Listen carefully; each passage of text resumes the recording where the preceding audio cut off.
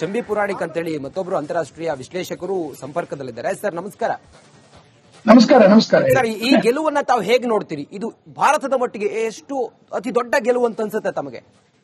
ನಿಜವಾಗ್ಲೂ ಇದೊಂದು ರೀತಿಯಲ್ಲಿ ಒಂದು ಐತಿಹಾಸಿಕವಾದ ಗೆಲುವು. ಕಾರಣ ಸುಮಾರು 16 ವರ್ಷಗಳಿಂದ ಈ ರೀತಿಯ ಏನು ಅಂತಾರಾಷ್ಟ್ರೀಯ ಮಟ್ಟದ ಏನು ಭಯೋತ್ಪಾದಕರಿದ್ದಾರೆ ಮತ್ತೆ ದೇಶದ್ರೋಹಿಗಳಿದ್ದಾರೆ, ಭಾರತದ ವಿರುದ್ಧ ಸಂಚಲನ ಮಾಡ್ತಕ್ಕಂತ ಅತ್ಯಂತ ಒಂದು ರೀತಿಯಲ್ಲಿ ಇಂಟೆಲಿಜೆನ್ಸ್ ಅಥವಾ ಅವರ ಬುದ್ಧಿ ಏನಿದೆ ಅದೆಲ್ಲವೂ ಭಾರತದ ವಿರೋಧ ಇರ್ತಕ್ಕಂಥದ್ದನ್ನ ನಾವು ಅದನ್ನ it should be ನಿಪ್ಡ್ in the ಪಟ್ ಅಂತ ಸುಮಾರು 16 ವರ್ಷಗಳಿಂದ ಪ್ರಯತ್ನ ಮಾಡ್ತಾ ಇದ್ದೇವೆ.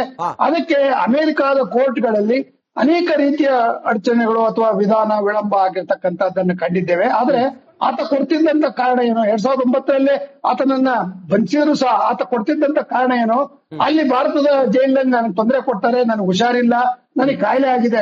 ಇದೇ ರೀತಿ ನೀರವ್ ಮೋದಿ ಆಗ್ಲಿ, ವಿಜಯ ಮಲ್ಯ ಆಗ್ಲಿ ಅಥವಾ ಇನ್ನ ಬೇರೆ ರೀತಿಯ ಭಯೋತ್ಪಾದಕರುಗಳು ತಪ್ಪಿಸಿಕೊಳ್ತಕ್ಕಂಥದ್ದಕ್ಕೆ ಅಮೆರಿಕದ ಕೋರ್ಟ್ಗಳಲ್ಲಿ, ಕೆನಡಾದ ಕೋರ್ಟ್ಗಳಲ್ಲಿ ಈ ರೀತಿಯ ಒಂದು ರೀತಿಯ ಮುಕ್ತವಾದ ಅವಕಾಶ ಇದೆ. ಅಂದ್ರೆ ಏನಾಯ್ತು, ಕಾನೂನಿನ ಪ್ರಕ್ರಿಯೆಯಲ್ಲಿ ವಿಳಂಬ ಅಂತಕ್ಕಂಥದ್ದು ಎಷ್ಟರ ಮಟ್ಟಿಗೆ ಆ ಒಂದು ದೇಶದ ಸಮಗ್ರತೆಯನ್ನ ಮತ್ತೆ ನಮ್ಮ ದೇಶದ ಭದ್ರತೆಯನ್ನ ಅದು ಅಡ್ಡಿ ಮಾಡ್ತದೆ ಅಥವಾ ತೊಂದರೆ ಮಾಡ್ತದೆ ಅಂತಕ್ಕಂಥ ದೃಷ್ಟಿಯಲ್ಲಿ ನೋಡೋದಾದ್ರೆ ಇದು it's a big achievement for national investigation agency NIA. ಅವ್ರನ್ನ ನಾವು ಶ್ಲಾಘಿಸಬೇಕು. ಅವರ ಒಂದು ಪ್ರಯತ್ನ, ನಮ್ಮ ವಿದೇಶಾಂಗ ಸಚಿವರ ಪ್ರಯತ್ನ ಇವೆಲ್ಲವೂ ಆಗಿರ್ತಕ್ಕಂಥ ಜೊತೆಗೆ ಮೇಲೆ ಇನ್ನೊಂದು ಬಹಳ ನನಗೆ ಅತ್ಯಂತ ಮೆಚ್ಚುಗೆ ಇರತಕ್ಕಂಥ ಅಂಶ ಅಂದ್ರೆ ಮೋದಿ ಮತ್ತು ಟ್ರಂಪ್ ರವರ ಸ್ನೇಹ ಇದೆಯಲ್ಲ. ಬಹುಶಃ ಇವರು ಟ್ರಂಪ್ ಏನಾದ್ರು ಅಧ್ಯಕ್ಷರಾಗಿದ್ದೆ ಹೋದ್ರೆ ಈ ರೀತಿಯ ಒಂದು ಬೆಳವಣಿಗೆ ಆಗ್ತಾ ಇರಲಿಲ್ಲ ಅಂತಕ್ಕಂಥದ್ದು ನನ್ನ ಒಂದು ರೀತಿಯಲ್ಲಿ ಒಂದು ಒಳ ದೃಷ್ಟಿಯಲ್ಲಿ ನಾನು ನೋಡ್ತಾ ಇದ್ದೇನೆ. ಜೊತೆಗೆ ಭಾರತದಲ್ಲಿ ಇಂತಹ ಒಂದು ದೊಡ್ಡ ಮಾನವೀಯ ಹತ್ಯೆಯನ್ನ ಮಾಡಿರ್ತಕ್ಕಂಥವ್ರು, ಅವನ ಮೇಲೆ ಇರ್ತಕ್ಕಂಥ ಕ್ಲಾಸ್ಗಳನ್ನ ನೋಡಿದ್ರೆ ಕೊಲೆ, ದರೋಡೆ, ಮೋಸ, ಒಂದು ರೀತಿಯಲ್ಲಿ ಎಲ್ಲಾ ರೀತಿಯ ದಾಖಲೆಗಳನ್ನ ತಿದ್ದುಪಟ್ಟು ಮಾಡ್ತಕ್ಕಂಥದ್ದು ಇದೊಂದು ಇಟ್ಸ್ ಬಿಗ್ ನೆಟ್ವರ್ಕ್. ಇದು ಒಂದು ಟಿಪ್ ಆಫ್ ದಿ ಐಸ್ಬರ್ಗ್. ಇನ್ನೂ ಸಹ ಡೇವಿಡ್ ಹೆಡ್ಲಿ ಅವನು ಇನ್ನೂ ಅಮೆರಿಕಾದಲ್ಲಿದ್ದಾನೆ, ಅವನನ್ನ ಯಾಕೆ ಕೊಟ್ಟಿಲ್ಲ ಅಂತಕ್ಕಂಥ ಪ್ರಶ್ನೆ ಬರುತ್ತೆ. ಸೊ ಈ ದೃಷ್ಟಿಯಿಂದ ನೋಡೋದಾದ್ರೆ ಭಾರತದ ಒಂದು ಏನು ರಾಯಭಾರತ್ವ ಇದೆ ಮತ್ತೆ ಈ ಪ್ರಯತ್ನ ಅಂತಾರಾಷ್ಟ್ರೀಯ ಕಾನೂನು ಅಡಿಯಲ್ಲಿ ಬೈಲ್ಯಾಟ್ರಲ್ ರಿಲೇಶನ್ಶಿಪ್ ಅಲ್ಲಿ ಬಹುಶಃ ಭಾರತಕ್ಕೆ ಇದು ಒಂದು ರೀತಿಯಲ್ಲಿ ಬಹಳ ದೊಡ್ಡ ಸಾಧನೆ ಅಂತಕ್ಕಂಥದ್ದು ನನ್ನ ವೈಯಕ್ತಿಕವಾದ ಭಾವನೆ. ಜೊತೆಗೆ ನಮ್ಮ ಭಾರತದಲ್ಲಿ ಇರ್ತಕ್ಕಂಥ ಒಂದು ಈ ಭಯೋತ್ಪಾದಕರು, ಭಾರತದ ವಿರುದ್ಧ ಇರ್ತಕ್ಕಂಥ ಅಂತಾರಾಷ್ಟ್ರೀಯ ಭಯೋತ್ಪಾದಕರು ಮತ್ತು ಸಿಖ್ ಏನು ಖಲಿಸ್ತಾನ್ ಮಾಡ್ತಕ್ಕಂಥ ಸಿಖ್ ಜನಾಂಗದ ಕೆಲವು ವ್ಯಕ್ತಿಗಳು ಇದಾರಲ್ಲ ಕೆನಡಾದಲ್ಲಿ, ಇವರೆಲ್ಲರಿಗೂ ಇದೊಂದು ಪಾಠ. You can not escape from India's investigative agency. So ಅದರಿಂದ ನಮ್ಮಲ್ಲಿ ಬಹಳ ಸಿಸ್ಟಮೆಟಿಕ್ ಆಗಿ, ಬಹಳ ಮೆಥಾಡಿಕಲ್ ಆಗಿ ಪ್ರೂಫ್ ಅನ್ನ ಇಟ್ಕೊಂಡು ಅಮೆರಿಕದ ಕೋರ್ಟ್ಗಳಲ್ಲಿ ಒಪ್ಪಿಸೋದು ಸುಲಭ ಅಲ್ಲ, ಬಹಳ ಕಷ್ಟ. ಅಲ್ಲಿ ಬಹಳ ಒಂದು ಲಿಬರ್ಟಿ ಬಗ್ಗೆ ಅತ್ಯಂತ ಬಹಳ ಒಂದು ರೀತಿಯಲ್ಲಿ ಲಿಬರಲ್ ಆದ ಇಂಟರ್ಪ್ರಿಟೇಷನ್ ಕೊಡ್ತಾರೆ. ಆ ಲಿಬರಲ್ ಇಂಟರ್ಪ್ರಿಟೇಷನ್ ನಲ್ಲಿಯೂ ಜಡ್ಜ್ ಒಪ್ಪತಕ್ಕಂತ ಒಂದು ಏನು ಆಧಾರಗಳಿದೆ ಆ ಆಧಾರಗಳನ್ನ ಹಂತ ಹಂತವಾಗಿ ಪಡಿಸ ಅಂದ್ರೆ it's A very slow process but it is A tremendous success. That's what I feel today. Chambi sir, ಹಂಗೆ ನಿಮ್ಮನ್ನು ಮಾತಾಡಿಸ್ತೀನಿ. ಗಿರೀಶ್ ಸರ್, ಈಗ ಭಾರತದ ನೆಲದಲ್ಲಿ ವಿಧ್ವಂಸಕ ಕೃತ್ಯವನ್ನ ಮಾಡಿ ಯಾವುದೋ ವಿದೇಶಕ್ಕೆ ಹೋಗಿ ತಲೆಮರೆಸಿಕೊಂಡ್ರೆ ಭಾರತ ಸುಮ್ಮನೆ ಕೂರೋದಿಲ್ಲ ಅನ್ನುವ ಸಂದೇಶವನ್ನ ಈ ಮೂಲಕ ರವಾನಿಸ್ತಾ ಸರ್. ಏನ್ ಸಂದೇಶ ಹೋಯ್ತಿದು? ಖಂಡಿತ ಈ ಸಂದೇಶ ರವಾನಿಸಿದೆ. ಭಾರತ ಪ್ರಯತ್ನ ಯಾವತ್ತೂ ಬಿಟ್ಕೊಡಲ್ಲ. ನಾವು ಏನೇ ಆದ್ರೂ ಟ್ರೈ ಮಾಡ್ತಾನೆ ಇರ್ತೀವಿ. ಬಟ್ ಕೆಲವು ಸಲ ಸಕ್ಸಸ್ ಆಗ್ಬೋದು, ಕೆಲವು ಸಲ ಆಗದೆ ಇರಬಹುದು. ಬಟ್ ನಾವು ಪ್ರಯತ್ನ ಅಂತೂ ನಾವು ಬಿಡಲ್ಲ. 17 ವರ್ಷಕ್ಕೆ ನಾವು ಸಕ್ಸಸ್ ಆಗಿದೀವಿ. ಆದ್ರೂ 17 ವರ್ಷದ ಸತತ ಪ್ರಯತ್ನದಿಂದ ಸಕ್ಸಸ್ ಆಗಿದೀವಿ. ಕೆಲವು ಅಂತ ಕೋರ್ಟ್ಗಳಲ್ಲಿ ನಮ್ಗೆ ಜಯ ಸಿಗಲ್ಲ. ಬಟ್ ಕೊನೆಗೆ ಸುಪ್ರೀಂ ಕೋರ್ಟ್ ಅಲ್ಲಿ ಅವ್ರು ತಡೆಯಾಜ್ಞೆ ಕೇಳಿದ್ರು ಜಡ್ಜ್ ಒಪ್ಕೊಳ್ಳಲ್ಲ. ಸೊ ಎಕ್ಸ್ಟ್ರಾಡಿಟೇಟ್ ಮಾಡಕ್ಕೆ ಒಪ್ಕೋತಾರೆ. ಸೊ ಇದರಿಂದ ಒಂದ್ ಏನ್ ಅನ್ಸುತ್ತೆ ಅಂದ್ರೆ ನಮ್ ಪ್ರಯತ್ನ ಯಾವತ್ತೂ ನಾವು ಬಿಡ್ಲಿಲ್ಲ. 17 ವರ್ಷ ಆದ್ರೂ ನಾವು ಸತತ ಪ್ರಯತ್ನದಿಂದ ಈಗಾಗಲೇ ಅವನಿಗೆ 64 ವರ್ಷ ವಯಸ್ಸಾಗಿದೆ. ಆದ್ರೂ ಅವನನ್ನ ಕರ್ಕೊಂಡ್ಬಂದು ನಾವು ಕಾನೂನು ಪ್ರಕ್ರಿಯೆಗೆ ನಾವು ಒಳಪಡಿಸ್ತೀವಿ. ಚಂಬಿ ಸರ್, ಈಗ ಅಮೆರಿಕದ ಸುಪ್ರೀಂ ಕೋರ್ಟ್ಗೆ ನಾವು ನಮ್ಮಲ್ಲಿ ಆತ ಮೋಸ್ಟ್ ವಾಂಟೆಡ್ ಅಥವಾ ಮೋಸ್ಟ್ ವಾಂಟೆಡ್ ಟೆರರ್ ಅನ್ನೋದಕ್ಕೆ ಕೆಲವು ದಾಖಲೆಗಳನ್ನ ಕೊಟ್ಟಿದ್ವಿ, ಸಾಕ್ಷಿಗಳನ್ನ ಕೊಟ್ಟಿದ್ವಿ. ಅದೆಲ್ಲವೂ ಕೂಡ ಆತ ನಮಗ್ ಬೇಕು ಅನ್ನೋದಕ್ಕೆ ಪೂರಕವಾಗಿತ್ತು. ಅದೆಲ್ಲ ಹೆಂಗಿತ್ತು ಸರ್? ತಾವು ಅದನ್ನ ಹೇಗ್ ನೋಡ್ತಾ ಇದ್ರಿ? ಅದು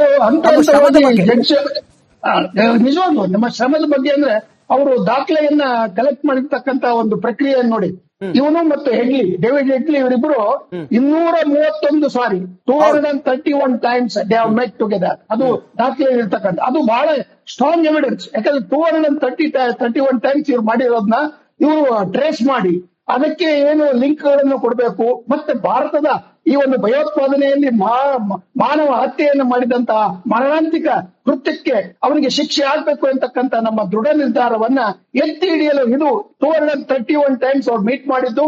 ಆ ಸಂಭಾಷಣೆಗಳಲ್ಲಿ ಅವ್ರು ಏನೇನ ಮಾಡಿದ್ದಾರೆ ಮತ್ತೆ ಅವನಿಗೆ ಇಂಟ್ರೋಗೇಷನ್ ಮಾಡಿದಾಗ ಇವೆಲ್ಲವನ್ನು ಕೇಳಿದ್ದಾರೆ. ನೀನು ಏನು ಯಾವ ರೀತಿ ಯಾವ ಉದ್ದೇಶಕ್ಕೋಸ್ಕರ ಡೇವಿಡ್ ಹೆಗ್ಲಿ ಜೊತೆಗೆ ಮಾತಾಡಿದ್ದೆ. ಸೊ ಇವೆಲ್ಲವನ್ನೂ ಇಟ್ಕೊಂಡು ಆಮೇಲೆ ಅವನು ಪಾಸ್ಪೋರ್ಟ್ ದಾಖಲೆಯನ್ನ ತಿದ್ದಿದ್ದಾನೆ. ಬಿಕಾಸ್ ಈಸ್ ಫ್ರಮ್ ಪಾಕಿಸ್ತಾನ್, ಕೆನಡಾದ ಪ್ರಜೆ. ನೋಡಿ ಅವ್ರು ಎಲ್ಲಿಂದ ಎಲ್ಲಿಗೆ ಜಾಲವನ್ನ ಒಂದು ರೀತಿಯ ನೆಟ್ವರ್ಕ್ ಅನ್ನ ಬೆಳೆಸ್ಕೊಂಡಿದ್ದಾರೆ. ಅಂದ್ರೆ ಏನಾಯ್ತು, ಭಾರತದ ವಿರೋಧಿ ಶಕ್ತಿಗಳು ಏನು ಅಂತಾರಾಷ್ಟ್ರೀಯ ಮಟ್ಟದಲ್ಲಿ ಭಯೋತ್ಪಾದನೆಯನ್ನ ಯಾವುದೋ ಒಂದು ಕ್ಷುಲ್ಲಕ ಕಾರಣ ಅಥವಾ ಒಂದು ಮತೀಯ ದೃಷ್ಟಿಯಿಂದ ಅಥವಾ ಒಂದು ಪ್ರತ್ಯೇಕ ರಾಷ್ಟ್ರವನ್ನು ಮಾಡ್ತಕ್ಕಂಥ ಖಾಲಿಸ್ತಾನದ ಒಂದು ಭಾವನೆಯನ್ನ ಅದನ್ನ ಎಮೋಷನಲ್ ಆಗಿ ಎಕ್ಸ್ಪ್ಲೈಟ್ ಮಾಡ್ತಕ್ಕಂಥ ಈ ಕೆಲವು ವ್ಯಕ್ತಿಗಳಿದ್ದಾರಲ್ಲ, they are most destructive enemies of not only India but the entire man kind.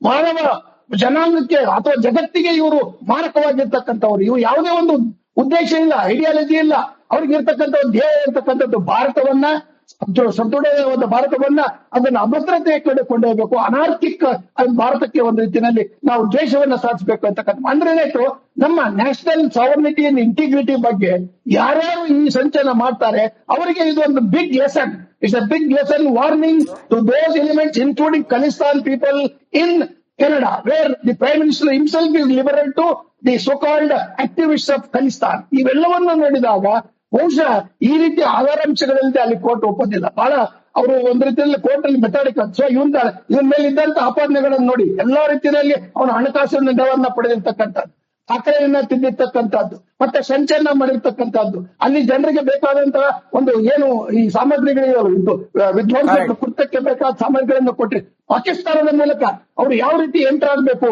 Gate way of ಇಂಡಿಯಾದ ಸಮುದ್ರದ ಮೂಲಕ ಈ ರೀತಿಯ ಎಲ್ಲ ಎವಿಡೆನ್ಸ್ ಗಳನ್ನ ಅಲ್ಲಿ ಇಂಚ್ ಬೈ ಇಂಚ್ ಒಂದೊಂದು ಸಣ್ಣ ದಾಖಲೆಯನ್ನು ದೊಡ್ಡದಾಗಿ ನೆಟ್ವರ್ಕ್ ಅನ್ನ ಮಾಡಿ ಬಹುಶಃ ಮಾಡಿರ್ತಕ್ಕಂಥ ನಮ್ಮ ನ್ಯಾಷನಲ್ ಇನ್ವೆಸ್ಟಿಗೇಷನ್ ಏಜೆನ್ಸಿಯನ್ನ ನಾವು ಕಂಗ್ರಾಚ್ಯುಲೇಟೆಡ್. ಸೊ ಅದರಿಂದ ಭಾರತಕ್ಕೆ ಇದು ಒಂದು ದೊಡ್ಡ ಅಚೀವ್ಮೆಂಟ್ ಮತ್ತೆ ಸಕ್ಸಸ್ ಮತ್ತೆ ವಾರ್ನಿಂಗ್. ನಮ್ಮ ಲಿಂಗಣ್ಣ ಅವರು ಹೇಳಿದಾಗೆ ಇದು ಭಾರತದ ವಿರುದ್ಧ ಯಾರೇ ಸಂಚುಕೋರಿದ್ರು ಆಗುತ್ತೆ, ಆದ್ರೆ ಇಟ್ ಟೇಕ್ಸ್ ಟೈಮ್. ಬಟ್ ನನ್ನ ಭಾವನೆ ಇನ್ನೊಂದು ಏನಂದ್ರೆ, ನಮ್ಮ ಭಾರತದಲ್ಲಿ ಯಾವ ರೀತಿಯ ಈ ಶಿಕ್ಷೆ ಆಗ್ಬೇಕು ಅದಕ್ಕೂ ವಿಳಂಬ ಆಗುತ್ತೆ. ಆದ್ರೆ ಇದನ್ನು ಫಾಸ್ಟ್ ಕೋರ್ಟ್ ತೀವ್ರ ಗತಿಯ ಒಂದು ನ್ಯಾಯಾಲಯದ ಮೂಲಕ ಇದನ್ನು ತೀರ್ಮಾನಿಸಿದ್ರೆ ನಮ್ಮ ಮುಂದೆ ನಮಗೆ ಇನ್ನು 2-3 ವರ್ಷಗಳಲ್ಲಿ ಇದನ್ನು ಮಾಡಿದ್ರೆ ಬಹುಶಃ ನಮ್ಮ ಒಂದು ಎಲ್ಲರ ಚಂಬಿ ಪುರಾಣಿಕ್ ಅಂತ ಹೇಳಿ ಮತ್ತೊಬ್ರು ಅಂತಾರಾಷ್ಟ್ರೀಯ ವಿಶ್ಲೇಷಕರು ಸಂಪರ್ಕದಲ್ಲಿದ್ದಾರೆ. ಸರ್ ನಮಸ್ಕಾರ. ನಮಸ್ಕಾರ ಸರ್, ಈ ಗೆಲುವನ್ನ ತಾವು ಹೇಗೆ ನೋಡ್ತೀರಿ? ಇದು ಭಾರತದ ಮಟ್ಟಿಗೆ ಎಷ್ಟು ಅತಿ ದೊಡ್ಡ ಗೆಲುವು ಅಂತ ಅನ್ಸುತ್ತೆ ತಮಗೆ? ನಿಜವಾಗ್ಲೂ ಇದೊಂದು ರೀತಿಯಲ್ಲಿ ಒಂದು ಐತಿಹಾಸಿಕವಾದ ಗೆಲುವು. ಕಾರಣ ಸುಮಾರು 16 ವರ್ಷಗಳಿಂದ ಈ ರೀತಿಯ ಏನು ಅಂತಾರಾಷ್ಟ್ರೀಯ ಮಟ್ಟದ ಏನು ಭಯೋತ್ಪಾದಕರಿದ್ದಾರೆ ಮತ್ತೆ ದೇಶದ್ರೋಹಿಗಳಿದ್ದಾರೆ, ಭಾರತದ ವಿರುದ್ಧ ಸಂಚಲನ ಮಾಡ್ತಕ್ಕಂಥ ಅತ್ಯಂತ ಒಂದು ರೀತಿಯಲ್ಲಿ ಇಂಟೆಲಿಜೆನ್ಸ್ ಅಥವಾ ಅವರ ಬುದ್ಧಿ ಏನಿದೆ ಅದೆಲ್ಲವೂ ಭಾರತದ ವಿರೋಧ ಇರ್ತಕ್ಕಂಥದ್ದನ್ನ ನಾವು ಅದನ್ನ it should be ನಿಪ್ಡ್ in the ಪಟ್ ಅಂತ ಸುಮಾರು 16 ವರ್ಷಗಳಿಂದ ಪ್ರಯತ್ನ ಮಾಡ್ತಾ ಇದ್ದೇವೆ. ಅದಕ್ಕೆ ಅಮೆರಿಕಾದ ಕೋರ್ಟ್ಗಳಲ್ಲಿ ಅನೇಕ ರೀತಿಯ ಅಡಚಣೆಗಳು ಅಥವಾ ವಿಧಾನ ವಿಳಂಬ ಆಗಿರ್ತಕ್ಕಂಥದ್ದನ್ನು ಕಂಡಿದ್ದೇವೆ. ಆದ್ರೆ ಆತ ಕೊಡ್ತಿದ್ದಂತ ಕಾರಣ ಏನು, 2009 ಆತನನ್ನ ಬಂಧಿಸಿದ್ರು ಸಹ ಆತ ಕೊಡ್ತಿದ್ದಂತ ಕಾರಣ ಏನು, ಅಲ್ಲಿ ಭಾರತದ ಜೈಲಿನಲ್ಲಿ ನನಗೆ ತೊಂದರೆ ಕೊಡ್ತಾರೆ, ನನಗೆ ಹುಷಾರಿಲ್ಲ, ನನಗೆ ಕಾಯಿಲೆ ಆಗಿದೆ.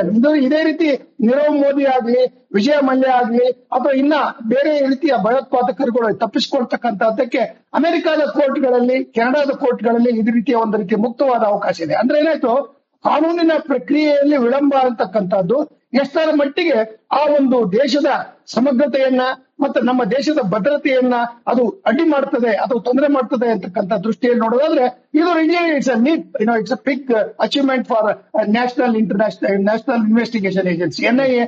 ಅವ್ರನ್ನ ನಾವು ಶ್ಲಾಘಿಸಬೇಕು. ಅವರ ಒಂದು ಪ್ರಯತ್ನ, ನಮ್ಮ ವಿದೇಶಾಂಗ ಸಚಿವರ ಪ್ರಯತ್ನ ಇವೆಲ್ಲವೂ ಆಗಿರ್ತಕ್ಕಂಥ ಜೊತೆಗೆ ಮೇಲೆ ಇನ್ನೊಂದು ಬಹಳ ನನಗೆ ಅತ್ಯಂತ ಮೆಚ್ಚುಗೆ ಇರತಕ್ಕಂಥ ಅಂಶ ಅಂದ್ರೆ ಮೋದಿ ಮತ್ತು ಟ್ರಂಪ್ ರವರ ಸ್ನೇಹ ಇದೆಯಲ್ಲ. ಬಹುಶಃ ಇವರು ಟ್ರಂಪ್ ಏನಾದ್ರು ಅಧ್ಯಕ್ಷರಾಗಿದ್ದೆ ಹೋದ್ರೆ ಈ ರೀತಿಯ ಒಂದು ಬೆಳವಣಿಗೆ ಆಗ್ತಾ ಇರ್ಲಿಲ್ಲ ಅಂತಕ್ಕಂಥದ್ದು ನನ್ನ ಒಂದು ರೀತಿಯಲ್ಲಿ ಒಂದು ಒಳದೃಷ್ಟಿಯಲ್ಲಿ ನಾನು ನೋಡ್ತಾ ಇದ್ದೇನೆ. ಜೊತೆಗೆ ಭಾರತದಲ್ಲಿ ಇಂತಹ ಒಂದು ದೊಡ್ಡ ಮಾನವೀಯ ಹತ್ಯೆಯನ್ನ ಮಾಡಿರ್ತಕ್ಕಂಥವ್ರು, ಅವನ ಮೇಲೆ ಇರ್ತಕ್ಕಂಥ ಕ್ಲಾಸ್ಗಳನ್ನ ನೋಡಿದ್ರೆ ಕೊಲೆ, ದರೋಡೆ, ಮೋಸ, ಒಂದ್ ರೀತಿಯಲ್ಲಿ ಎಲ್ಲಾ ರೀತಿಯ ದಾಖಲೆಗಳನ್ನ ತಿದ್ದುಪಟ್ಟು ಮಾಡ್ತಕ್ಕಂಥದ್ದು ಇದೊಂದು ದಟ್ಸ್ ಬಿಗ್ ನೆಟ್ವರ್ಕ್. ಇದು ಒಂದು ಟಿಪ್ ಆಫ್ ದಿ ಐಸ್ಬರ್ಗ್. ಇನ್ನೂ ಸಹ ಡೇವಿಡ್ ಹೆಡ್ಲಿ ಅವನು ಇನ್ನೂ ಅಮೆರಿಕಾದಲ್ಲಿ ಇದ್ದಾನೆ, ಅವನನ್ನ ಯಾಕೆ ಕೊಟ್ಟಿಲ್ಲ ಅಂತಕ್ಕಂಥ ಪ್ರಶ್ನೆ ಬರುತ್ತೆ. ಸೊ ಈ ದೃಷ್ಟಿಯಿಂದ ನೋಡೋದಾದ್ರೆ ಭಾರತದ ಒಂದು ಏನು ರಾಯಭಾರತ್ವ ಇದೆ ಮತ್ತೆ ಈ ಪ್ರಯತ್ನ ಅಂತಾರಾಷ್ಟ್ರೀಯ ಕಾನೂನು ಅಡಿಯಲ್ಲಿ ಬೈಲ್ಯಾಟ್ರಲ್ ರಿಲೇಶನ್ಶಿಪ್ ಅಲ್ಲಿ ಬಹುಶಃ ಭಾರತಕ್ಕೆ ಇದೊಂದು ರೀತಿಯಲ್ಲಿ ಬಹಳ ದೊಡ್ಡ ಸಾಧನೆ ಅಂತಕ್ಕಂಥದ್ದು ನನ್ನ ವೈಯಕ್ತಿಕವಾದ ಭಾವನೆ. ಜೊತೆಗೆ ನಮ್ಮ ಭಾರತದಲ್ಲಿ ಇರ್ತಕ್ಕಂಥ ಒಂದು ಈ ಭಯೋತ್ಪಾದಕರು, ಭಾರತದ ವಿರುದ್ಧ ಇರ್ತಕ್ಕಂಥ ಅಂತಾರಾಷ್ಟ್ರೀಯ ಭಯೋತ್ಪಾದಕರು ಮತ್ತು ಸಿಖ್ ಏನು ಖಲಿಸ್ತಾನ್ ಮಾಡ್ತಕ್ಕಂಥ ಸಿಖ್ ಜನಾಂಗದ ಕೆಲವು ವ್ಯಕ್ತಿಗಳು ಇದಾರಲ್ಲ ಕೆನಡಾದಲ್ಲಿ, ಇವರೆಲ್ಲರಿಗೂ ಇದೊಂದು ಪಾಠ. You can not escape from India's investigative agency. So ಅದರಿಂದ ನಮ್ಮಲ್ಲಿ ಬಹಳ ಸಿಸ್ಟಮೆಟಿಕ್ ಆಗಿ, ಬಹಳ ಮೆಥಾಡಿಕಲ್ ಆಗಿ ಪ್ರೂಫ್ ಅನ್ನ ಇಟ್ಕೊಂಡು ಅಮೆರಿಕದ ಕೋರ್ಟ್ಗಳಲ್ಲಿ ಒಪ್ಪಿಸೋದು ಸುಲಭ ಅಲ್ಲ, ಬಹಳ ಕಷ್ಟ. ಅಲ್ಲಿ ಬಹಳ ಒಂದು ಲಿಬರ್ಟಿ ಬಗ್ಗೆ ಅತ್ಯಂತ ಬಹಳ ಒಂದು ರೀತಿಯ ಲಿಬರಲ್ ಆದ ಇಂಟರ್ಪ್ರಿಟೇಷನ್ ಕೊಡ್ತಾರೆ. ಆ ಲಿಬರಲ್ ಇಂಟರ್ಪ್ರಿಟೇಷನ್ ನಲ್ಲಿಯೂ ಜಡ್ಜ್ ಒಪ್ಪತಕ್ಕಂತ ಒಂದು ಏನು ಆಧಾರಗಳಿದೆ ಆ ಆಧಾರಗಳನ್ನ ಹಂತ ಹಂತವಾಗಿ ಪಡಿಸಿ. ಅಂದ್ರೆ it's A very slow process, but it is A tremendous success. That's what I feel today. Chambi sir, ಹಂಗೆ ನಿಮ್ಮನ್ನು ಮಾತಾಡಿಸ್ತೀನಿ. ಗಿರೀಶ್ ಸರ್, ಈಗ ಭಾರತದ ನೆಲದಲ್ಲಿ ವಿಧ್ವಂಸಕ ಕೃತ್ಯವನ್ನ ಮಾಡಿ ಯಾವುದೋ ವಿದೇಶಕ್ಕೆ ಹೋಗಿ ತಲೆಮರೆಸಿಕೊಂಡ್ರೆ ಭಾರತ ಸುಮ್ಮನೆ ಕೂರೋದಿಲ್ಲ ಅನ್ನುವ ಸಂದೇಶವನ್ನ ಈ ಮೂಲಕ ರವಾನಿಸ್ತಾ ಸರ್. ಏನ್ ಸಂದೇಶ ಹೋಯ್ತಿದು? ಖಂಡಿತ ಈ ಸಂದೇಶ ರವಾನಿಸಿದೆ. ಭಾರತ ಪ್ರಯತ್ನ ಯಾವತ್ತೂ ಬಿಟ್ಕೊಡಲ್ಲ. ನಾವು ಏನೇ ಆದ್ರೂ ಟ್ರೈ ಮಾಡ್ತಾನೆ ಇರ್ತೀವಿ. ಬಟ್ ಕೆಲವು ಸಲ ಸಕ್ಸಸ್ ಆಗ್ಬೋದು, ಕೆಲವು ಸಲ ಆಗದೆ ಇರ್ಬೋದು. ಬಟ್ ನಾವು ಪ್ರಯತ್ನ ಅಂತೂ ನಾವು ಬಿಡಲ್ಲ. 17 ವರ್ಷಕ್ಕೆ ನಾವು ಸಕ್ಸಸ್ ಆಗಿದೀವಿ. ಆದ್ರೂ 17 ವರ್ಷದ ಸತತ ಪ್ರಯತ್ನದಿಂದ ಸಕ್ಸಸ್ ಆಗಿದೀವಿ. ಕೆಲವು ಅಂತ ಕೋರ್ಟ್ಗಳಲ್ಲಿ ನಮ್ಗೆ ಜಯ ಸಿಗಲ್ಲ. ಬಟ್ ಕೊನೆಗೆ ಸುಪ್ರೀಂ ಕೋರ್ಟ್ ಅಲ್ಲಿ ಅವ್ರು ತಡೆಯಾಜ್ಞೆ ಕೇಳಿದ್ರು ಜಡ್ಜ್ ಒಪ್ಕೊಳ್ಳಲ್ಲ. ಸೊ ಎಕ್ಸ್ಟ್ರಾಡಿಟೇಟ್ ಮಾಡಕ್ಕೆ ಒಪ್ಕೋತಾರೆ. ಸೊ ಇದರಿಂದ ಒಂದ್ ಏನನ್ಸುತ್ತೆ ಅಂದ್ರೆ ನಮ್ ಪ್ರಯತ್ನ ಯಾವತ್ತೂ ನಾವು ಬಿಡ್ಲಿಲ್ಲ. 17 ವರ್ಷ ಆದ್ರೂ ನಾವು ಸತತ ಪ್ರಯತ್ನದಿಂದ ಈಗಾಗಲೇ ಅವನಿಗೆ 64 ವರ್ಷ ವಯಸ್ಸಾಗಿದೆ. ಆದ್ರೂ ಅವನನ್ನ ಕರ್ಕೊಂಡ್ಬಂದು ನಾವು ಕಾನೂನು ಪ್ರಕ್ರಿಯೆಗೆ ನಾವು ಪಡಿಸ್ತೀವಿ. ಚಂಬಿ ಸರ್, ಈಗ ಅಮೆರಿಕದ ಸುಪ್ರೀಂ ಕೋರ್ಟ್ಗೆ ನಾವು ನಮ್ಮಲ್ಲಿ ಮೋಸ್ಟ್ ವಾಂಟೆಡ್ ಅಥವಾ ಮೋಸ್ಟ್ ವಾಂಟೆಡ್ ಟೆರರ್ ಅನ್ನೋದಕ್ಕೆ ಕೆಲವು ದಾಖಲೆಗಳನ್ನ ಕೊಟ್ಟಿದ್ವಿ, ಸಾಕ್ಷಿಗಳನ್ನ ಕೊಟ್ಟಿದ್ವಿ. ಅದೆಲ್ಲವೂ ಕೂಡ ಆತ ನಮಗ್ ಬೇಕು ಅನ್ನೋದಕ್ಕೆ ಪೂರಕವಾಗಿತ್ತು. ಅದೆಲ್ಲ ಹೆಂಗಿತ್ತು ಸರ್? ತಾವು ಅದನ್ನ ಹೇಗ್ ನೋಡ್ತಾ ಇದ್ರಿ? ಅದು ನಿಜವಾಗ್ಲು ನಮ್ಮ ಶ್ರಮದ ಬಗ್ಗೆ ಅಂದ್ರೆ ಅವರು ದಾಖಲೆಯನ್ನ ಕಲೆಕ್ಟ್ ಮಾಡಿರ್ತಕ್ಕಂತ ಒಂದು ಪ್ರಕ್ರಿಯೆಯನ್ನು ನೋಡಿ. ಇವನು ಮತ್ತು ಡೇವಿಡ್ ಹೆಡ್ಲಿ ಇವರಿಬ್ರು 231 times they have met together. ಅದು ದಾಖಲೆ ಇರ್ತಕ್ಕಂಥ ಅದು ಬಹಳ ಸ್ಟ್ರಾಂಗ್ ಎವಿಡೆನ್ಸ್. ಯಾಕಂದ್ರೆ 231 ಟೈಮ್ಸ್ ಇವ್ರು ಮಾಡಿರೋದನ್ನ ಇವರು ಟ್ರೇಸ್ ಮಾಡಿ ಅದಕ್ಕೆ ಏನು ಲಿಂಕ್ ಗಳನ್ನು ಕೊಡಬೇಕು. ಮತ್ತೆ ಭಾರತದ ಈ ಒಂದು ಭಯೋತ್ಪಾದನೆಯಲ್ಲಿ ಮಾನವ ಹತ್ಯೆಯನ್ನು ಮಾಡಿದಂತಹ ಮರಣಾಂತಿಕ ಕೃತ್ಯಕ್ಕೆ ಅವನಿಗೆ ಶಿಕ್ಷೆ ಆಗ್ಬೇಕು ಅಂತಕ್ಕಂಥ ನಮ್ಮ ದೃಢ ನಿರ್ಧಾರವನ್ನ ಎತ್ತಿ ಹಿಡಿಯಲು ಇದು 231 ಟೈಮ್ಸ್ ಅವ್ರು ಮೀಟ್ ಮಾಡಿದ್ದು. ಆ ಸಂಭಾಷಣೆಗಳಲ್ಲಿ ಅವ್ರು ಏನೇನ ಮಾಡಿದ್ದಾರೆ ಮತ್ತೆ ಅವನಿಗೆ ಇಂಟ್ರಾಗೇಷನ್ ಮಾಡಿದಾಗ ಇವೆಲ್ಲವನ್ನು ಕೇಳಿದ್ದಾರೆ. ನೀನು ಯಾವ ರೀತಿ ಯಾವ ಉದ್ದೇಶಕ್ಕೋಸ್ಕರ ಡೇವಿಡ್ ಹೆಡ್ಲಿ ಜೊತೆಗೆ ಮಾತಾಡಿದ್ದೆ. ಸೊ ಇವೆಲ್ಲವನ್ನೂ ಇಟ್ಕೊಂಡು ಆಮೇಲೆ ಅವನು ಪಾಸ್ಪೋರ್ಟ್ ದಾಖಲೆಯನ್ನ ತಿದ್ದಿದ್ದಾನೆ. ಬಿಕಾಸ್ ಈಸ್ ಫ್ರಮ್ ಪಾಕಿಸ್ತಾನ್, ಕೆನಡಾದ ಪ್ರಜೆ. ನೋಡಿ ಅವ್ರು ಎಲ್ಲಿಗೆ ಜಾಲವನ್ನ ಒಂದು ರೀತಿಯ ನೆಟ್ವರ್ಕ್ ಅನ್ನ ಬೆಳೆಸ್ಕೊಂಡಿದ್ದಾರೆ. ಅಂದ್ರೆ ಇವತ್ತು ಭಾರತದ ವಿರೋಧಿ ಶಕ್ತಿಗಳು ಏನು ಅಂತಾರಾಷ್ಟ್ರೀಯ ಮಟ್ಟದಲ್ಲಿ ಭಯೋತ್ಪಾದನೆಯನ್ನ ಯಾವುದೋ ಒಂದು ಕ್ಷುಲ್ಲಕ ಕಾರಣ ಅಥವಾ ಒಂದು ಮತೀಯ ದೃಷ್ಟಿಯಿಂದ ಅಥವಾ ಒಂದು ಪ್ರತ್ಯೇಕ ರಾಷ್ಟ್ರವನ್ನು ಮಾಡ್ತಕ್ಕಂಥ ಖಾಲಿಸ್ತಾನದ ಒಂದು ಭಾವನೆಯನ್ನ ಅದನ್ನ ಎಮೋಷನಲ್ ಆಗಿ ಎಕ್ಸ್ಪ್ಲೈಟ್ ಮಾಡ್ತಕ್ಕಂಥ ಈ ಕೆಲವು ವ್ಯಕ್ತಿಗಳಿದ್ದಾರಲ್ಲ, they are most destructive enemies of not only India but the entire mankind. ಮಾನವ ಜನಾಂಗಕ್ಕೆ ಅಥವಾ ಜಗತ್ತಿಗೆ ಇವರು ಮಾರಕವಾಗಿರ್ತಕ್ಕಂಥವ್ರು. ಇವು ಯಾವುದೇ ಒಂದು ಉದ್ದೇಶ ಇಲ್ಲ, ಐಡಿಯಾಲಜಿ ಇಲ್ಲ. ಅವ್ರಿಗೆ ಇರ್ತಕ್ಕಂಥ ಒಂದು ಧ್ಯೇಯ ಇರ್ತಕ್ಕಂಥದ್ದು ಭಾರತವನ್ನ ಸದೃಢವಾದ ಭಾರತವನ್ನ ಅದನ್ನ ಅಭದ್ರತೆಯ ಕಡೆ ಕೊಂಡೊಯ್ಯಬೇಕು, ಅನಾರ್ಕಿಕ್ ಭಾರತಕ್ಕೆ ಒಂದು ರೀತಿಯಲ್ಲಿ ನಾವು ದ್ವೇಷವನ್ನ ಸಾಧಿಸಬೇಕು ಅಂತಕ್ಕಂಥ. ಅಂದ್ರೆ ಏನಾಯ್ತು, ನಮ್ಮ ನ್ಯಾಷನಲ್ ಸಾವರ್ನಿಟಿ ಅಂಡ್ ಇಂಟಿಗ್ರಿಟಿ ಬಗ್ಗೆ ಯಾರ್ಯಾರು ಈ ಸಂಚಲನ ಮಾಡ್ತಾರೆ ಅವರಿಗೆ ಇದು ಒಂದು big lesson. It's a big lesson warning to those elements including Khalistan people in Canada, where the Prime Minister himself is liberal to the so-called activists of Khalistan. ಇವೆಲ್ಲವನ್ನು ನೋಡಿದಾಗ ಬಹುಶಃ ಈ ರೀತಿಯ ಆಧಾರಾಂಶಗಳಿಂದ ಅಲ್ಲಿ ಕೋರ್ಟ್ ಒಪ್ಪೋದಿಲ್ಲ. ಬಹಳ ಅವರು ಒಂದು ರೀತಿಯಲ್ಲಿ ಕೋರ್ಟ್ ಅಲ್ಲಿ ಮೆಥಾಡಿಕಲ್. ಸೊ ಇವನ್ ಮೇಲೆ ಇದ್ದಂತ ಆಪಾದನೆಗಳನ್ನು ನೋಡಿ ಎಲ್ಲಾ ರೀತಿಯಲ್ಲಿ ಅವನ ಹಣಕಾಸು ನೆರವನ್ನ ಪಡೆದಿರ್ತಕ್ಕಂಥದ್ದು. ದಾಖಲೆಯನ್ನ ತಿದ್ದಿರ್ತಕ್ಕಂಥದ್ದು, ಮತ್ತೆ ಸಂಚಲನ ಮಾಡಿರ್ತಕ್ಕಂಥದ್ದು, ಅಲ್ಲಿ ಜನರಿಗೆ ಬೇಕಾದಂತಹ ಒಂದು ಏನು ಈ ಸಾಮಗ್ರಿಗಳಿದಾವೆ, ವಿಧ್ವಂಸ ಕೃತ್ಯಕ್ಕೆ ಬೇಕಾದ ಸಾಮಗ್ರಿಗಳನ್ನ ಕೊಟ್ರಿ.